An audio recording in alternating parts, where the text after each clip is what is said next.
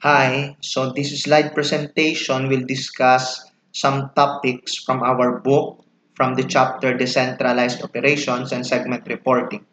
So before we proceed, let me remind you that this discussion is not a substitute to reading the book, no? So ito po ay kumbaga complementary discussion lang. So I highly recommend na basahin nyo muna yung book bago nyo panoorin itong slide presentation na ito. So this slide presentation will talk about the definition of decentralization, advantages of decentralization, disadvantages or limitations of decentralization, definition of some terms as mentioned in the book, and problems related to proper cost assignment.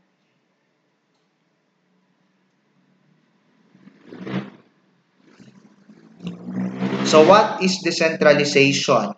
So decentralization is delegation of decision making from the higher ups to the lower level managers. So noon kasi, or baka ngayon, ang alam natin is pagka decision making ang concern lang dyan or ang gumagawa lang yan ay yung mga higher ups, no? Yung mga managers, vice presidents. Pero pag decentralization ang pinapatupad, ang decision making ay or some aspects of the decision making ay ipinapaubaya dun sa mga lower level managers. So yun po yung decentralization, no? So binibigyan ng kapangyarihan yung mga lower level managers na mag-decide para sa mga subunit or mga operations na nasa ilalim ng kanilang pamamahala.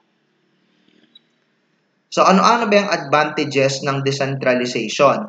First is greater responsiveness to local needs. So halimbawa, yung isang business ay may mga branches sa iba't ibang lugar. So pag nagkaroon ng or pagka na-detect or kumbaga napulsuhan nung manager dun sa area na yon kung ano yung customer needs, mas madali siyang makaka-respond kasi siya yung naandon.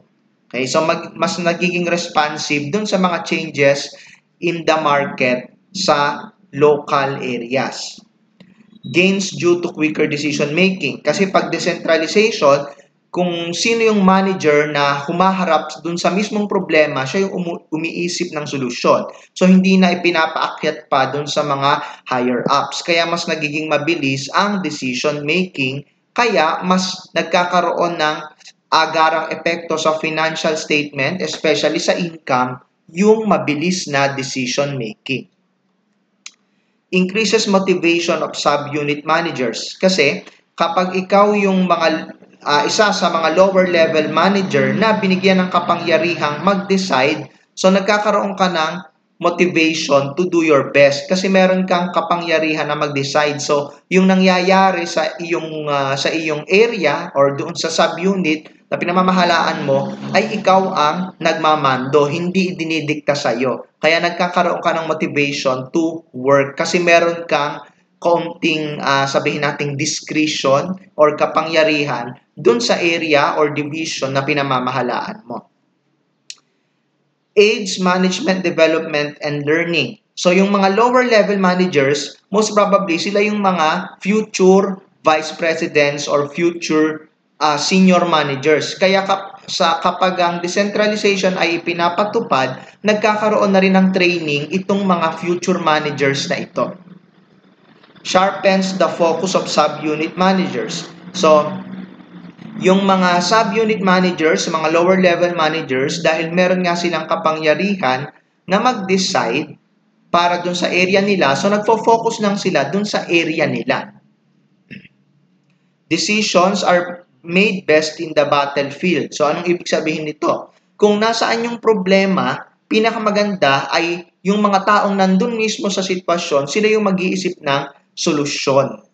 Hindi yung mga higher ups na hindi naman nila nararanasan first hand yung nangyayari sa ibaba. So ito yung ibig sabihin ng decisions are made best in the battlefield.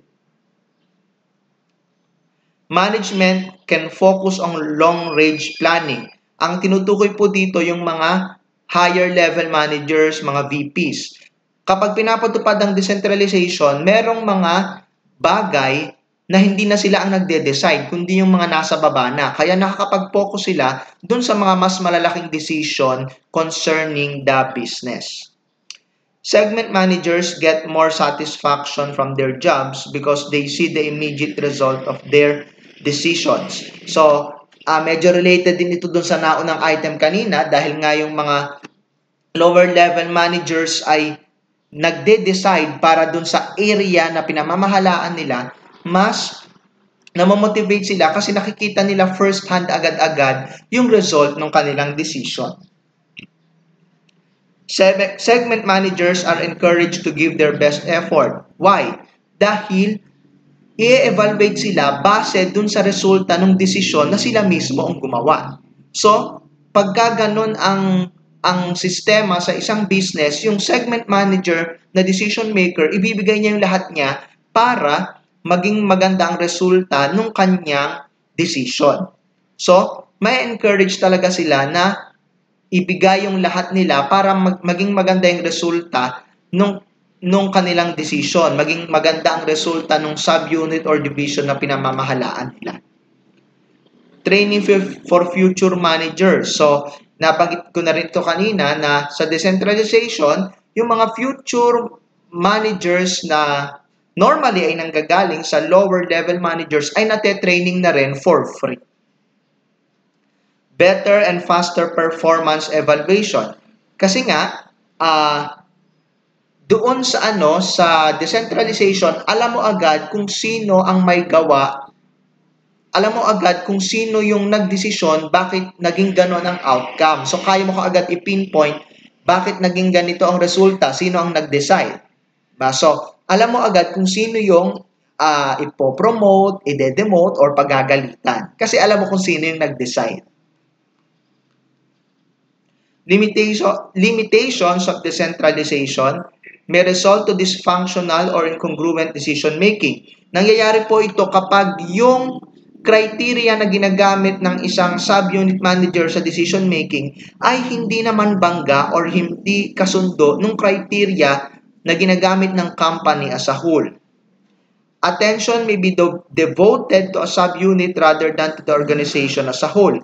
Yung subunit managers, merong tendency na ang kanilang pagdidesisyon ay para sa ikabubuti ng subunit na pinamamahalaan nila. Minsan at the expense ng ibang subunit. Posible na yung kanilang desisyon ay makakasama pala dun sa ibang subunit. Pero wala silang pakialam. Kasi nga, ang focus lang nila ay yung division, yung segment na naka-assign sa kanila. Cost to gather information is increased kasi yung mga subunit managers, kanya-kanya sila ng research, di ba? Para magkaroon sila ng better data na pagbabasehan ng kanilang decision. So dahil mas marami yung nagre-research ng information, mas costly para sa company. Activities may be duplicated. So ibig sabihin, yung mga ginagawa ng isang subunit ay pwedeng ginagawa na rin at inuulit lang ng kabilang subunit. Kasi nga, halos merong sabihin nating autonomy yung bawat subunit. Meron silang a sense of independence sa bawat isa. So, pwedeng yung activity na ginagawa ng isa ay redundant na dun sa ginagawa ng isa. Pero dahil nga they are autonomous, so wala tayong magagawa. So, mauulit talaga yung activities. So, at this point, bigyan naman natin ng definition at discussion yung ilang terms na nabanggit sa ating book. Unahin natin yung contribution margin. So, ito po ay sales less variable cost. So, ang sagot po doon is contribution margin. So, ang contribution margin is the amount a segment contributes to shoulder the burdens or demands for fixed costs and profit. So, yung contribution margin, ito yung amount na pwedeng gamitin pambayad sa fixed cost at pangbigay ng return of investment sa owners. So, yun po yung contribution margin.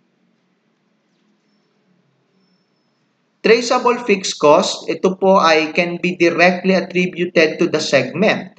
And traceable fixed cost will disappear if the segment is eliminated. So pag sinabing traceable fixed cost, direkta siyang kaugnay ng isang segment. So, ibig sabihin, pag yung segment na yon sinut down or isinara, kasamang mawawala yung traceable fixed cost. On the other hand, yung common fixed cost naman cannot be directly attributed to the segment and will not disappear if the segment is eliminated. So, this is the exact opposite of traceable fixed cost. So, yung common fixed cost ay related siya hindi lang sa isang segment, kundi sa buong entity. Okay? So, hindi mo siya pwedeng i-relate lang sa isang division or isang product or isang geographical area. Hindi. Related siya sa buong company. So, kahit isara mo yung isang segment, hindi necessarily mababawasan yung common fixed cost. Kasi nga, hindi naman siya directly related sa kahit na anong segment. So, let us have an example. Suppose that a boarding house rents for 3,000 monthly plus 500 pesos per head. Initially, Aida, Lorna, and Fe rented the house. So, each student's payment is computed as follows. So, yung renta is 3,000 na fixed, tapos meron pang plus na 500 per head. So, magkano ang upa ng bawat isa? 3,000 divided by 3, yung fixed, ihatiin sa tatlo, plus 500. So, ang bawat isa ay magbabayad ng 1,500. So, yung 1,500, ang composition, dalawa. Yung share ng isang estudyante dun sa 3,000 na fixed at yung 500 na per head. So, ang total rent for this situation is 4,500. Now, assume that Aida left the boarding house for good. Each student's rental expense is computed as, so dalawa na lang sila, so 3,000 divided by 2 plus 500. So ang bawat isa ay magbabayad na ng 2,000. So ang total rent at for 2 people, 3,000 na fixed plus 500 times 2, 4,000. So, si Aida, yung umalis, meron siyang share na 500 dun sa per head na rent. So, yung 500 na yon is traceable fixed cost. Samantala, yung 3,000 monthly rent is a common fixed cost since it did not decrease upon Aida's departure. Yung 3,000 monthly rent, hindi naman siya nabawasan kahit umalis si Aida. Kasi nga, hindi naman siya related dun sa kahit na sinong tenant, di ba? So, dahil hindi siya nabawasan, yung 3,000 monthly rent ay common fixed cost. Samantalang yung 500 na share ni Aida dun sa per head na rent ay traceable kasi nung umalis si Aida, nawala na rin yung 500 na ibinabayad niya dun sa per head.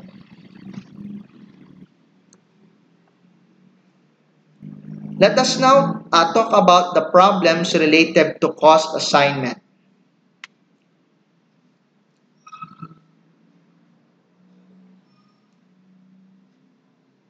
Number 1, omission of costs. Some costs are treated as period costs rather than product costs. So, dahil sa pagsunod ng company sa GAAP, sa pagpe-prepare ng financial statement, merong mga cost na kahit related siya sa isang product, ay itinitreat as expense. Hindi siya kasama sa inventoriable cost. Example nun ay yung marketing, research and development. Lahat yan ay ine-expense. Pero minsan, may mga research and development na related lang sa isang product. Diba? So, minsan, na-omit sa computation or sa paggawa ng segmented financial statement yung mga cost na ine-expense kahit na directly related naman talaga siya sa isang segment or product. So, dahil nga sa na-omit siya, itong omission of cost may lead to undercosting. No? Kasi nga yung mga cost na related naman talaga sa isang segment ay hindi na iisama dun sa paggagawa ng segmented financial statement. Nagiging common. Kahit sa totoong buhay ay related lang naman talaga siya sa isang segment. Second problem, inappropriate cost allocation method. So ito po ay very common to entities not using activity-based costing. Halimbawa, yung factory maintenance ay ina-allocate based on direct labor hours. So, pag tiningnan mo, hindi naman talaga related yung factory maintenance sa direct labor hours. Halimbawa, yung isang product, mas marami ang direct labor hours. Kapag direct labor hours ang ginagamit sa pag-allocate, ibig sabihin, mas malaking factory maintenance expense ang mapupunta sa product na yon. Which is not true, di ba? Hindi naman porke mas marami ang direct labor hours na ginagamit sa isang product ay mas malaki ang factory maintenance niya. So, yun yung problema kapag gumagamit ng maling method sa pag-allocate ng cost. Third problem is arbitrary allocation of common costs. So, ang problema po dito, some common costs are not driven by the segments. Anong ibig sabihin nun? Merong mga common costs na nai-incur ang company pero ang dahilan ay hindi naman dahil sa segments.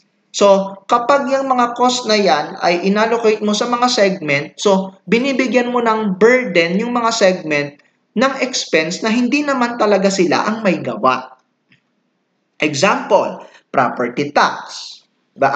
Halimbawa, imagine mo yung isang building.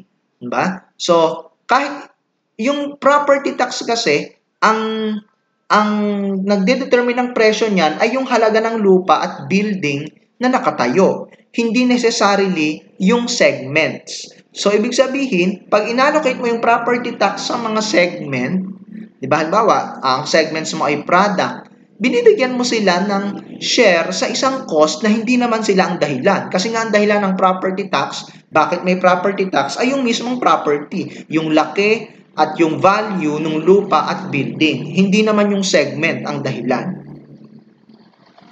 So this ends my short discussion about some topics in our chapter, and I'm leaving you with this quote from Thomas Carlyle: "Endurance is patience concentrated."